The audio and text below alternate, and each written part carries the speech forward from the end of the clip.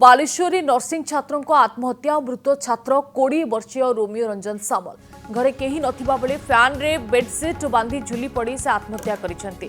बापा मृत्युंजय सामल हॉस्पिटल कर्मचारी होइतिबा बेले रोमियो तांकर एकमात्र पुओ। तेज सर्जरी ओटी रे प्रैक्टिकल ड्यूटी थिबा बेले यह पूर्व से आत्महत्या करिसेंती। तेज कहीं रोमियो आत्महत्या करिसेंती तार कारण अस्पष्ट रही। मृतदेह बालेश्वर जिला मुख्य चिकित्सालय को अणाଯାଇଥିବା बेले पुलिस घटनार तदंत आरंभ करिछि।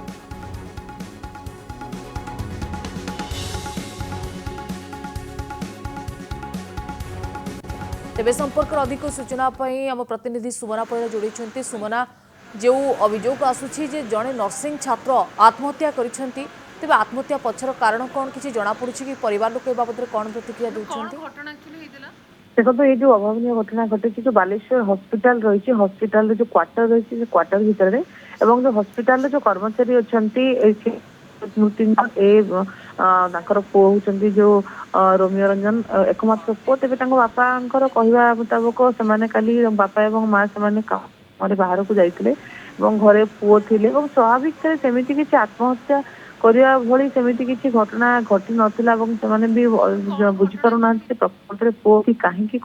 बाहर जेहतु से पुओ सहित कथा राति कौन खाइबा को लेकिन खाइबा स्वाभाविक भाव में रुटी तरकारी एमती खाइबे पुओ कहते नर्सिंग छात्र थे गतकाली जो ओटी जो सर्जरी ओटी रे ड्यूटी थिला जो प्रैक्टिकल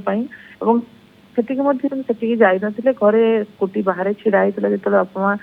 फेरी कहवा मुताबक जेहेतु ड्यूटी थी हॉस्पिटल रहा कथा घर को जाके देखते तो पुओ फैन रे झुली पड़ी कोटना कोटी भांगी पड़ी बापा मेडिकल स्टाफ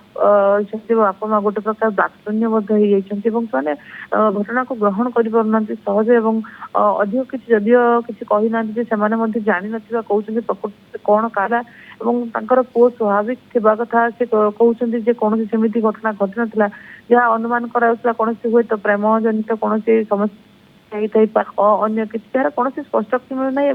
गोटे प्रश्नवाची सृष्टि होती कहीं रोमियो आत्महत्या कर जड़े भल छात्र तेज जेहतु रातिर घटना आज सब व्यवस्थित रही मोटामोटी देखते जो हृदय विदारक दृश्य गोटे बापा माँ गोटे बोली पुओ जो जड़े पाठ पढ़ुची नर्सिंग हो जेहतु मेडिकल कर्मचारी अच्छा स्वास्थ्य व्यवस्था सहित से ओतप्रोत भाव में जड़ित रही है। तेज एमती कौन प्रकृति में घटला कौन परिस्थिति घटला जहाँफल से सिद्धांत नहीं निश्चित भाव में तदंत पर घटना सामना को आसो कि जो भाव में राति देखी विलंबित राति देखी हॉस्पिटल भितर केमी मृतदेह पड़ रही हॉस्पिटल बेड्रे बापा माँ गोटे प्रकार बाक्शून्य